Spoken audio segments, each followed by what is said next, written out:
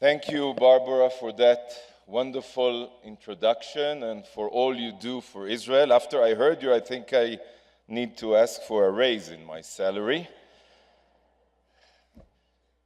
Erev Tov, good evening, Denver. It is so wonderful to be here with you tonight and to see all of you, Jewish leaders, friends, supporters of Israel and the JNF, and especially the students and young people gathered here. Thank you. Thank you for your energy, your passion, your dedication. Thank you for everything. On October 7th, and we all heard the moving story as Michal told it. On October 7th, the Jewish people suffered a massacre, the likes of which we have not endured since the Holocaust. Yet, from the ashes of this horrific tragedy, we have witnessed something beautiful.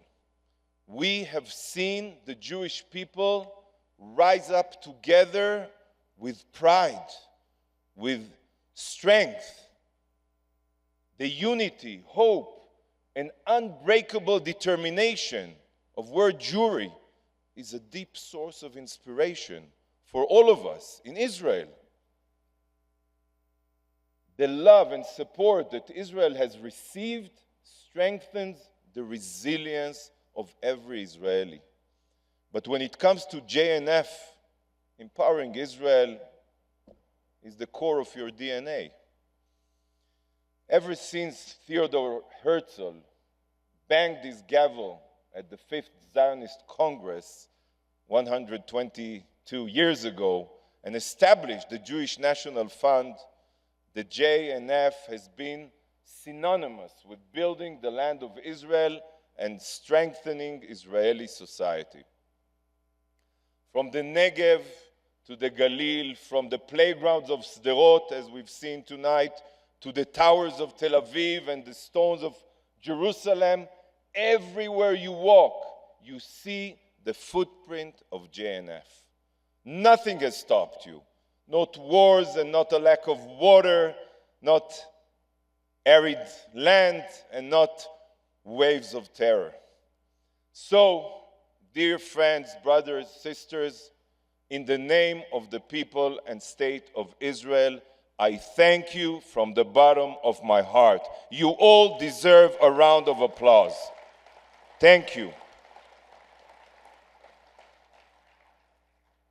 Friends, before October 7th, many felt that our war of independence, our struggle for survival, our fight for the most basic right to put our children to sleep safely in our homeland was a thing of the past. Sadly, on October 7th, it became crystal clear we are in a fight for Israel's very future, for the survival of the Jewish state. We are in a fight against pure evil, sheer evil, evil that, whether it calls itself Iran, Hamas, Hezbollah, ISIS, or Al-Qaeda, shares the same hegemonic goal of spreading its radical ideology and defeating Western civilization through barbaric terror and violence. At this very moment, right now, our brave IDF soldiers are on the front lines in Gaza and in the north. And Israeli police and our citizens are combating heinous terror attacks like we saw this morning in Jerusalem and other cities. We are praying for the speedy recovery of all those injured in defense of our homeland. And we know that nothing can break our brave soldiers' resolve. Nothing.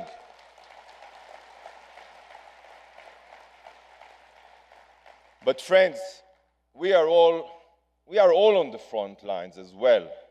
You are here also on the front lines. We are on the front lines in the fight against those who seek to justify terror and undermine our right to self-defense as Israelis and as Jews. While you all fight bigotry in your towns and cities, Jew hatred on campuses, and defend Israel on social media, it is my role to fight for our homeland at the United Nations, the house of lies.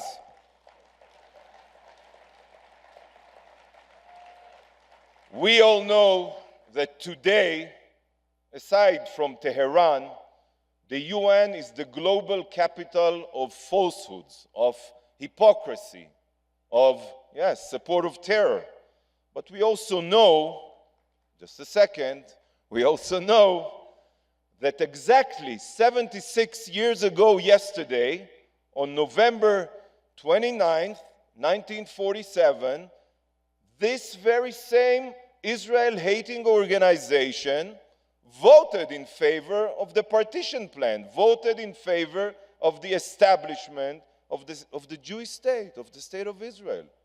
So, how did the same body that recognized the need for a Jewish state become so hostile towards the one and only Jewish state? So I will tell you. In 1947, the UN members voted in favor of the partition plan, not only because it was just 2 years after the Holocaust. Yes, it also influenced. But also because there are only merely 57 member states. That's it.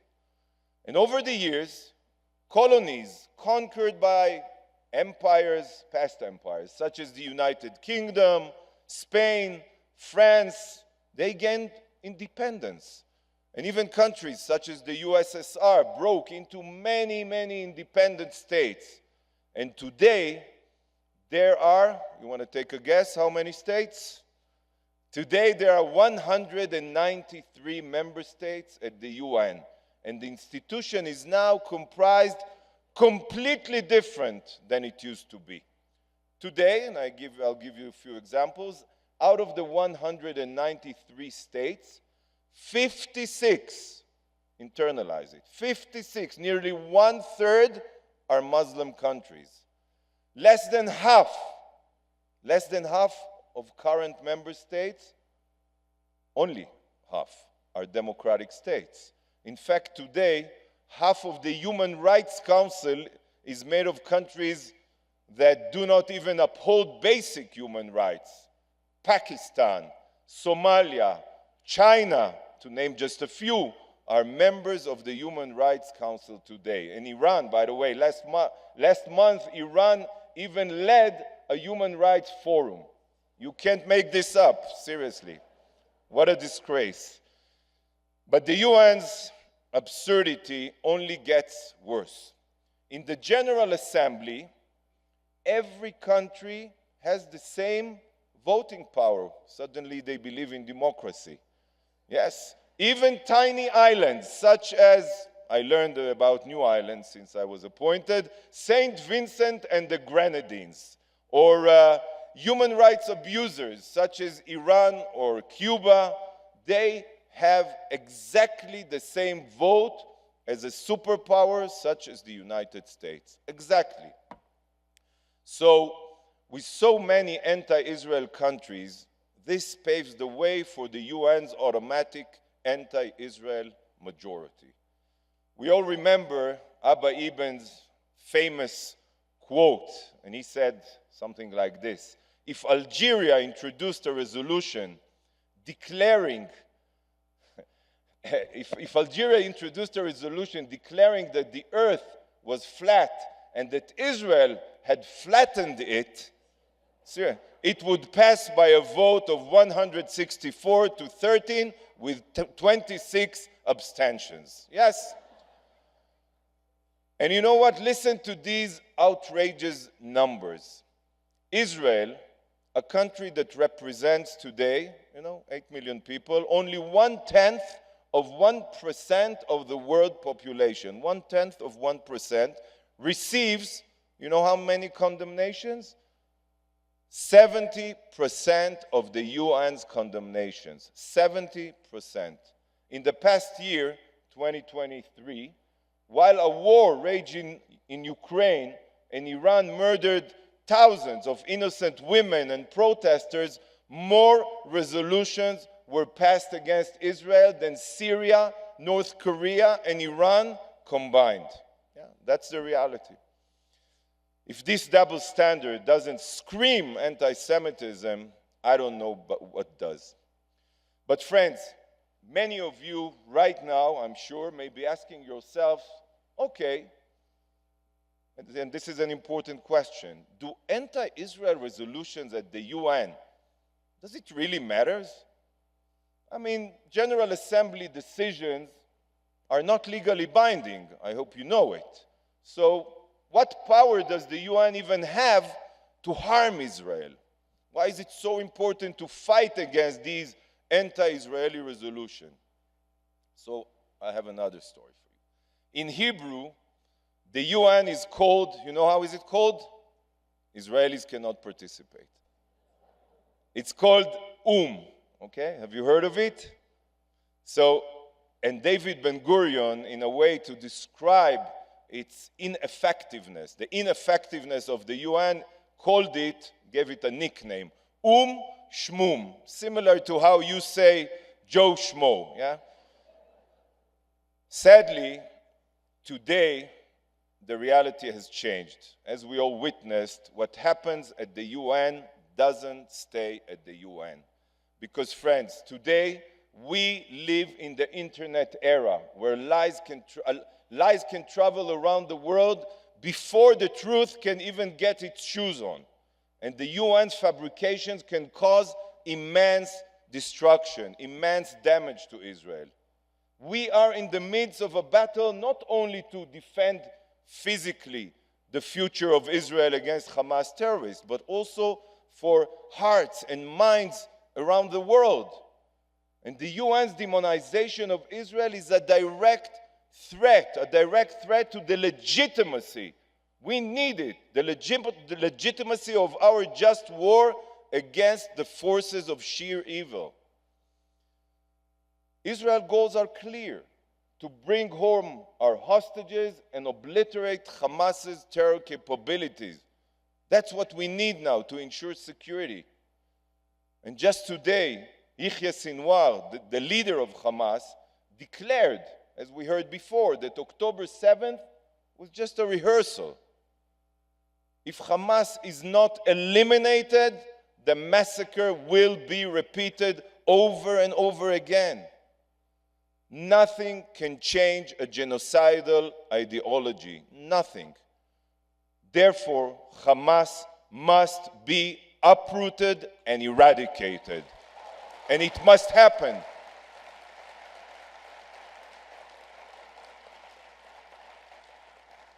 Hamas is a cancer that must be removed. And this is the realization of never again. And we will keep our oath. Yet, tragically, the UN has proved that it is not interested in preventing atrocities, but ensuring them. Rather than support Israel in this fight for civilization, the UN is focused solely on condemning Israel and trying to tie our hands. The UN's lies are responsible for the anti-Israel bigotry and anti-Semitism we now see in the streets. And friends, in the face of falsehoods, we must never stay silent. We all know it. Israel is a moral country that provides solutions and light to the world. And that is why I am never apologetic to our detractors. Never. I always go on the offensive. I always expose our haters and delegitimize our delegitimizers. You remember it, when the UN Secretary General declared that Hamas's beheading of babies, rape of women, and slaughter of families did not happen in a vacuum. That's what he said. I slammed him and called for his immediate resignation. Shame on him. Shame on the UN.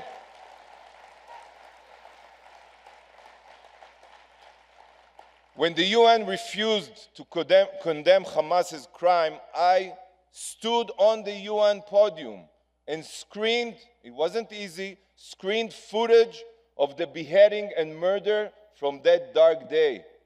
The ambassadors had to see the horrors with their own eyes. And when the General Assembly called for a ceasefire, I declared loud and clear that there will be no ceasefire. Never.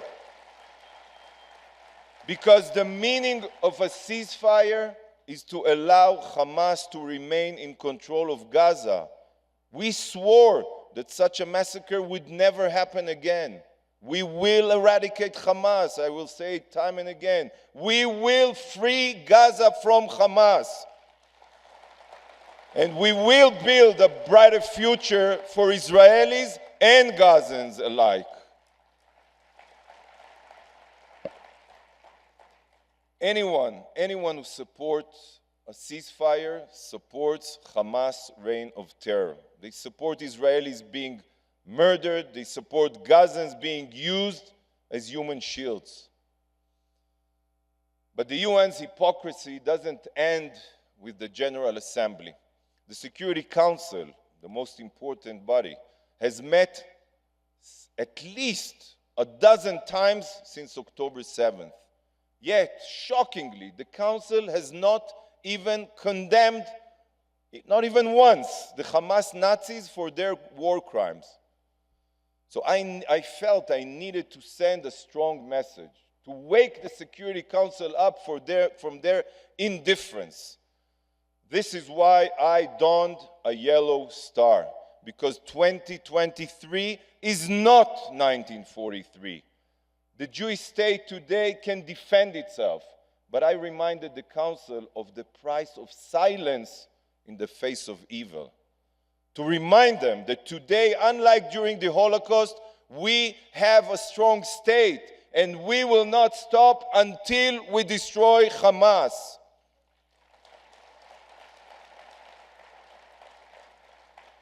The Security Council is solely focused on the humanitarian situation in Gaza. That's what they're focused on. As if Hamas's savage massacre never happened. So every meeting, I make sure that the Council doesn't forget the real humanitarian crisis. And you know what is the real humanitarian crisis.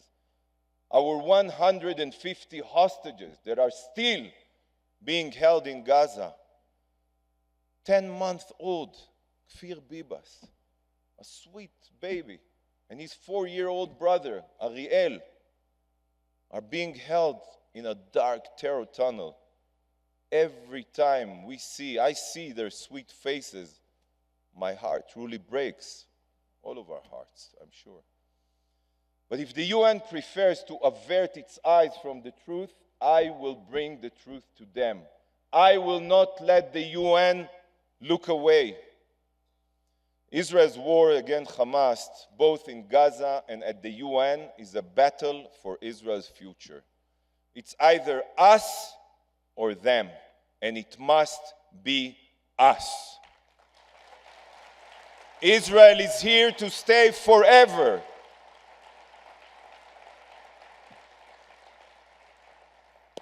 Dear friends, while I defend Israel in the international arena, we all know that our fight is much broader.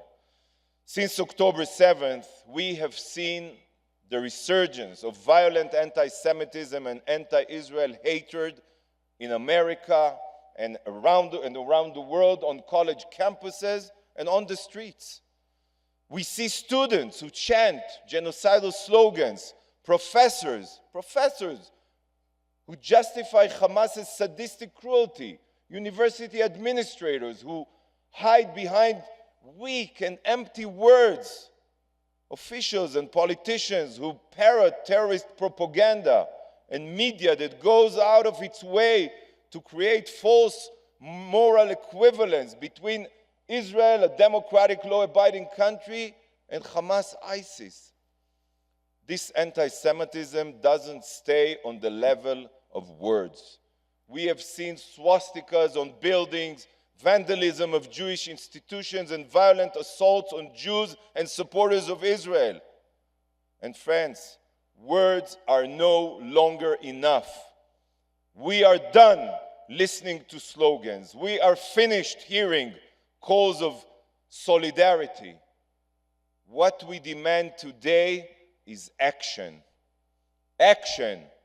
We can do it. Those that assault our children on campuses must be expelled. Yes, we should demand it. Professors that support Intifada must be fired. Rioters that use violence and harass Jewish students must be prosecuted. The time for talk ended 8 weeks ago. The time for action is now.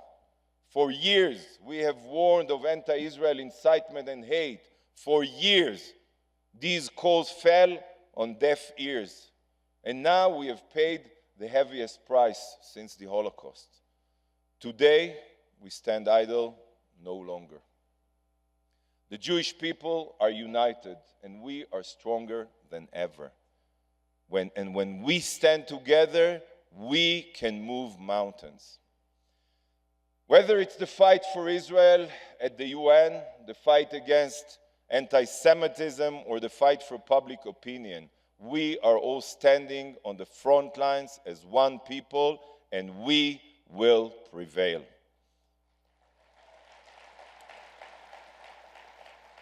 Dear brothers and sisters, we may not know what the coming weeks and months will bring, but I promise you that we will not stop until we eliminate Hamas.